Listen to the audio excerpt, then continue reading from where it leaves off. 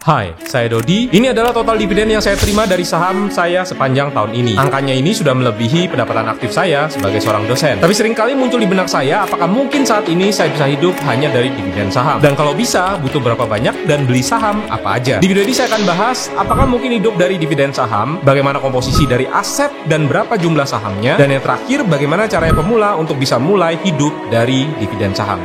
Yuk kita mulai.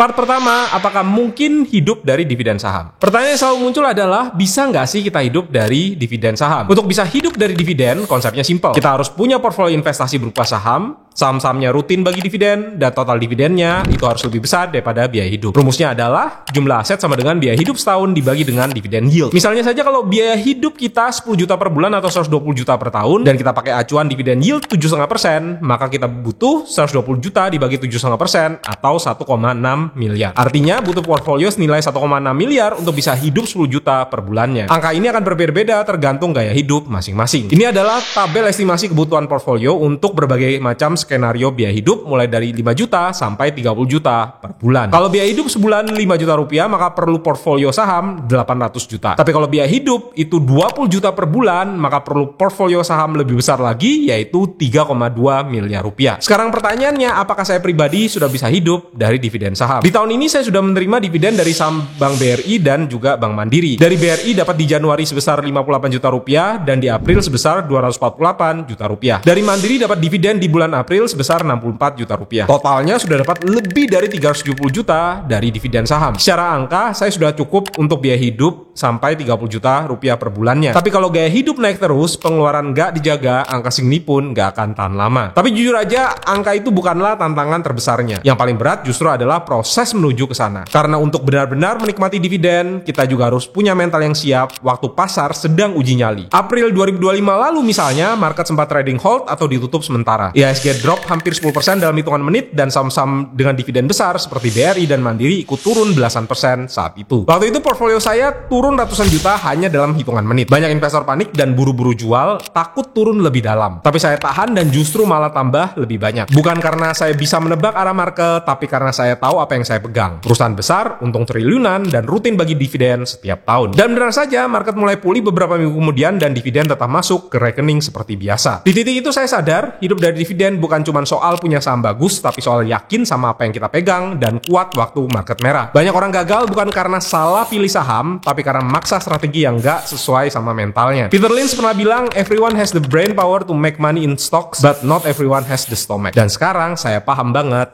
apa maksudnya.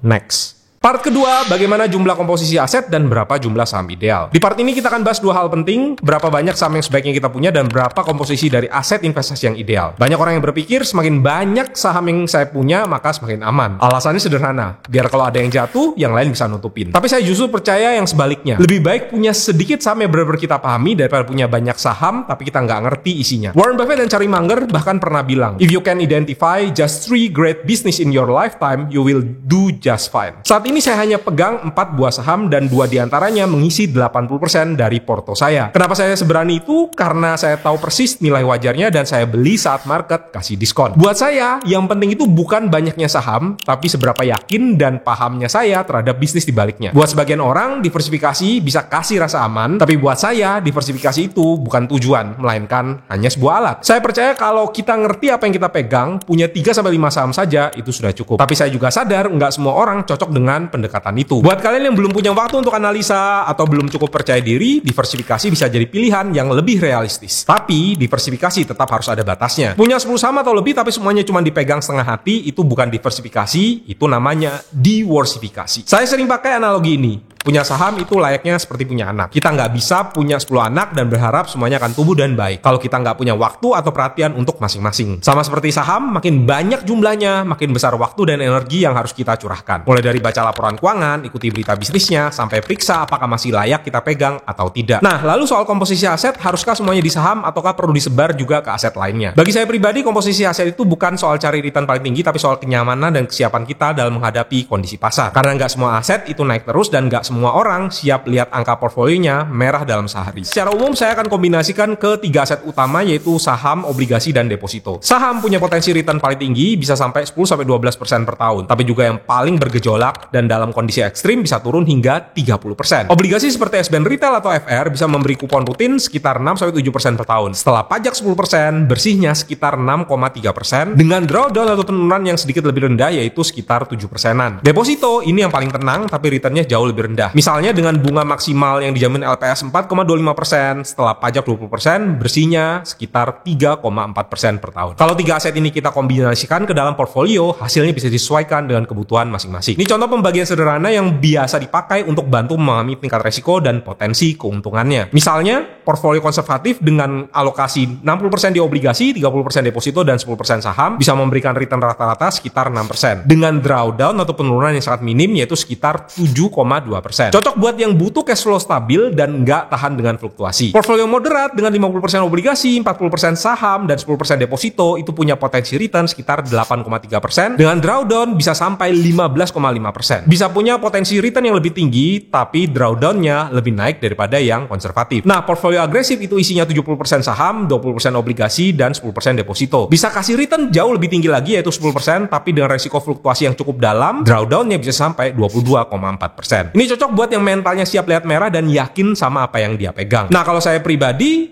cenderung strateginya ke arah yang lebih agresif. Karena saya lebih siap melihat angka portfolio turun sementara, asal tahu bahwa bisnisnya tetap sehat dan nilainya masih masuk akal. Secara rata-rata, alokasi aset saya adalah 85% di saham dan 15% itu di obligasi atau di deposito. Tapi saya juga fleksibel. Saat pasar lagi diskon, saya biasanya naikkan porsi saham saya. Saat pasar jatuh seperti di bulan April yang lalu, portfolio saham saya sempat naik sampai 99%. Saya anggap momen ini seperti hujan emas dan punya cadangan cash melalui deposito itu seperti punya ember besar yang bisa menampung emas yang sedang jatuh. Sebaliknya, saat market sedang mahal, saya bisa geser sebagian ke deposito di mana proporsinya bisa naik sampai 30%, sementara porsi saham itu bisa turun sampai ke 70%. Bagi saya, fleksibilitas lebih penting daripada patokan angka fix. Bukan berapa persen di saham atau berapa persen di obligasi, tapi bagaimana caranya kita bisa tetap tidur nyenyak apapun kondisi marketnya. Dan yang bikin tidur nyenyak itu bukan cuma passive income dari dividen, tapi juga active income dari bisnis yang tertata rapi. Karena percuma portfolio investasi kita rapi, tapi kalau keuangan bisnis sendiri itu bocor kemana-mana tanpa sadar. Sama seperti kita atur alokasi saham, obligasi, dan deposito, bisnis juga perlu sistem yang bisa bantu kelola cash flow, transaksi, dan operasi harian. Kalau kalian merasa operasi bisnis masih berantakan atau mungkin terlalu banyak makan waktu, mungkin saatnya kalian kenalan dengan Odoo. Odoo adalah software manajemen bisnis yang sudah digunakan di berbagai industri dari UMKM sampai perusahaan besar. Mau ngurus penjualan, bikin invoice, kelola pembukuan, dan akuntansi, semuanya bisa. Butuh sistem untuk inventory, manufaktur, dokumen digital, sampai website, juga bisa. Dan semuanya bisa diakses mulai dari plan langganan 100 ribuan per bulan tanpa perlu banyak pakai aplikasi terpisah. Dan kabar baiknya, Odoo juga terlokalisasi untuk Indonesia. Mulai dari sistem perpajakan lokal hingga integrasi dengan Shopee dan WhatsApp, semua sudah tersedia dan siap pakai. Bayangkan kalau semua data bisnis kalian bisa diakses dan dipantau dari satu platform saja. Misalnya buat kalian yang punya coffee shop, dari sistem kasir, pencatatan pesanan, pengelolaan stok, hingga laporan keuangan, semuanya otomatis. Begitu ada transaksi masuk, stok bahan langsung berkurang, harga jual bisa disesuaikan otomatis dengan HPP, dan semua laporan langsung tersusun tanpa ribet input manual. Semua ini bisa semudah klik-klik saja di Odoo. Nggak ada lagi drama stok kosong, invoice telat, atau pencatatan keuangan yang berantakan. Kalau selama ini kalian merasa operasional bisnis terlalu banyak makan waktu dan tenaga, mungkin ini saatnya move on ke Odoo. Odoo juga sudah dipakai oleh perusahaan besar di Indonesia seperti WLP Beauty, Arista Dealer, Deko Rumah, Perum Bulog, dan masih banyak lagi. Daripada sibuk di urusan teknis, lebih baik waktu kalian dipakai untuk growth dan strategi bisnis. Klik link di description box, coba free trial Odoo selama 2 minggu, atau langsung ngobrol dengan pakar Odoo dan lihat sendiri gimana Odoo bisa bantu bisnis kalian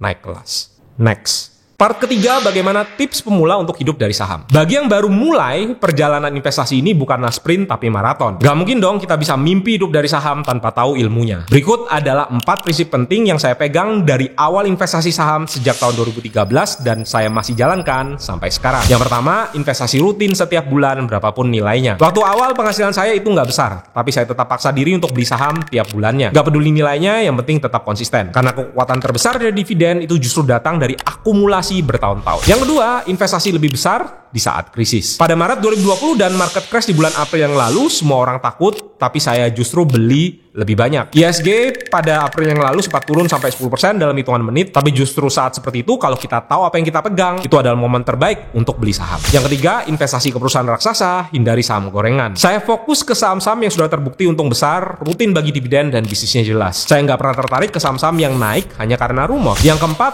fokus ke beberapa perusahaan raksasa terbaik. Saat ini saya hanya punya 4 saham utama. 2 diantaranya sudah mengisi 80% dari total portfolio saya. Karena saya percaya lebih baik punya sedikit tapi paham luar dalam daripada punya banyak tapi nggak ngerti apa-apa. Dan tentu saja semua saham yang saya beli itu harus lewat satu filter. Harga saat ini masih di bawah nilai wajarnya. Karena beli saham bagus saja nggak cukup. Kita harus beli dengan harga yang masuk akal. Tapi punya strategi aja nggak cukup. Selama bertahun-tahun saya lihat ada banyak orang yang gagal di saham bukan karena kurang pintar, tapi karena terjebak di pola yang sama. Ini adalah 4 kesalahan umum yang sering bikin orang gagal hidup dari dividen saham. Yang pertama, panik saat market merah. Turun 10%, langsung klik jual. Bukan karena analisanya salah, tapi karena nggak siap mentalnya. Padahal harga itu bisa turun, tapi dividen tetap jalan kalau bisnisnya sehat. Yang kedua, terlalu sering pindah-pindah. Baru pegang sebentar, udah pindah ke saham lain. Mencoba untuk market timing terus. Padahal yang paling untung itu bukan yang paling aktif, tapi yang paling sabar. Yang ketiga, ngakunya siap jangka panjang tapi tiap hari pantau harga. Belum sempat menikmati dividen sudah keluar duluan. Kalau bisa tahan minimal 3-5 tahun sambil terima dividen, sambil terus beli rutin, maka kitanya akan jauh lebih tenang. Yang keempat, ikut panik waktu asing jualan. Asing itu bukan buat diikuti. Justru saat mereka jual, seringkali itu momen harganya sedang diskon. Tapi banyak investor lokal malah keluar di titik paling bawah. Saya pribadi sudah survive lebih dari 10 tahun di pasar saham, bukan karena saya yang paling pintar, tapi karena saya belajar dari kesalahan dan terus pegang prinsip yang bikin saya bisa bertahan. Karena pada akhirnya hidup dari dividen itu bukan tentang siapa yang jadi paling cepat, tapi tentang siapa yang paling sabar dan paling tahan uji. Sampai jumpa kembali di video-video selanjutnya. Bye.